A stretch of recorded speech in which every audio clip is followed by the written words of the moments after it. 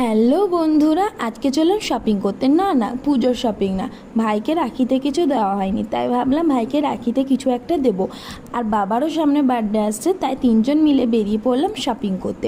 চলে এলাম কলকাতা বাজার। প্রথমে শুরু করলাম ভাইয়ের ড্রেস দিয়ে।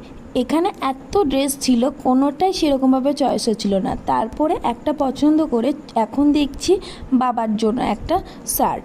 আমার প্রথম থেকে ইচ্ছা ছিল বাবাকে শার্ট দেবো, কিন্তু এখানে দেখছি এরা দুজন টি শার্ট দেখতেও লেগে গেছে, কিন্তু টি শার্ট দেবো না। লাস্ট পর্যন্ত বাবার জন্য একটা শার্টই সিলেক্ট হলো। এখন দেখছি জিন্স।